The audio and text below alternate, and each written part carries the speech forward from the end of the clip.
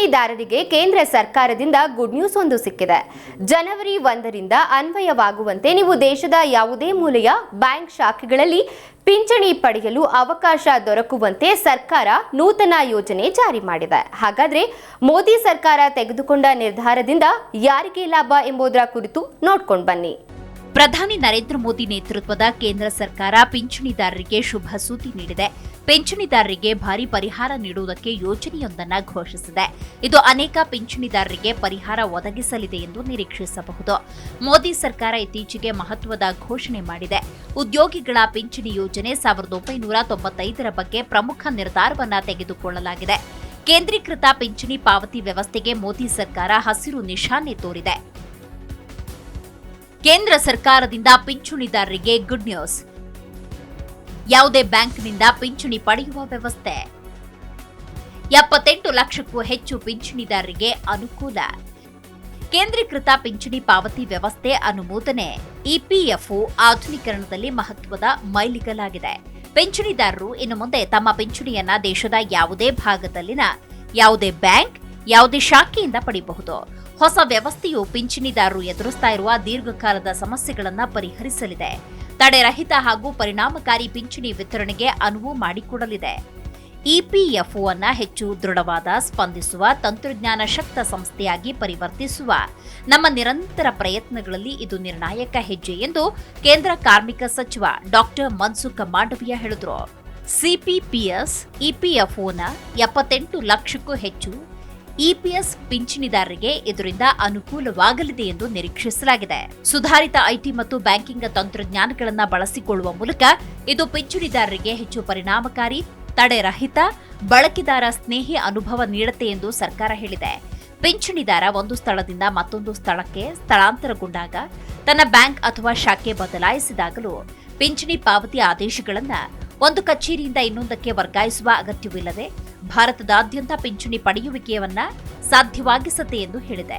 ನಿವೃತ್ತಿಯ ನಂತರ ಬೇರೆ ಊರುಗಳಿಗೆ ತೆರಳುವ ಪಿಂಚಣಿದಾರರಿಗೆ ಇದು ಬಹಳ ಅನುಕೂಲ ಒದಗಿಸಲಿದೆ. 2025ರ ಜನವರಿ 1ರಿಂದ ಇಪಿಎಫ್ಒನ ಐಟಿ ಆಧುನೀಕರಣ ಯೋಜನೆ, ಕೇಂದ್ರೀಕೃತ ಐಟಿ ಎನೇಬಲ್ಡ್ ಸಿಸ್ಟಮ್ ಭಾಗವಾಗಿ ಈ ಸೌಲಭ್ಯ ಪ್ರಾರಂಭಿಸಲಾಗುವುದು. ಮುಂದಿನ ಹಂತದಲ್ಲಿ ಸಿಪಿಪಿಎಸ್ ಆಧಾರ್ ಆಧಾರಿತ ಪಾವತಿ ವ್ಯವಸ್ಥೆಗೆ ಸುಗಮವಾಗಿ ಬದಲಾವಣೆ ಮಾಡುವುದು ಇದರಿಂದ ಸಾಧ್ಯವಾಗುತ್ತೆ. ಸರ್ಕಾರಿ ನೌಕರರಿಗೆ ಏಕೀಕೃತ ಪಿಂಚಣಿ ಯೋಜನೆ.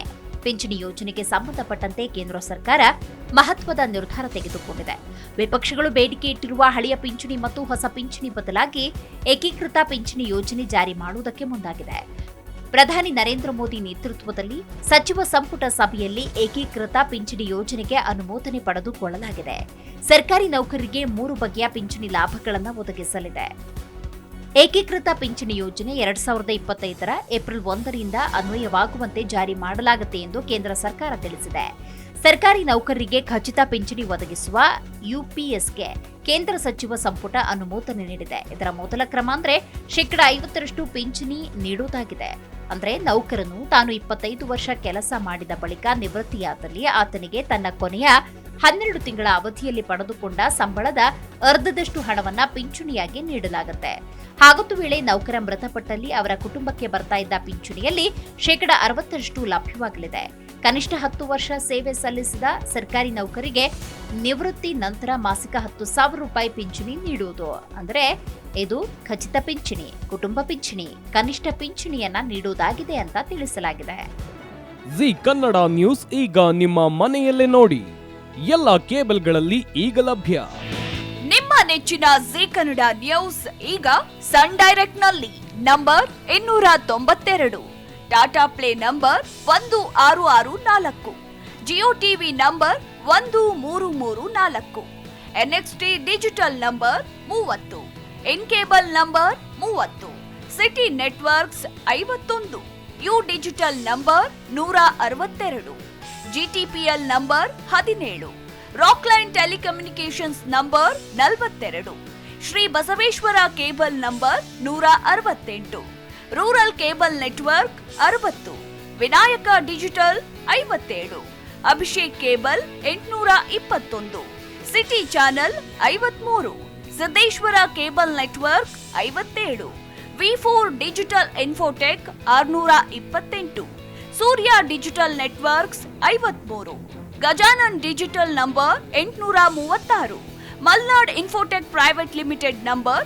56, Metrocast number 830, Victory digital number 167ರಲ್ಲಿ ನೋಡಿ ಆನಂದಿಸಿ.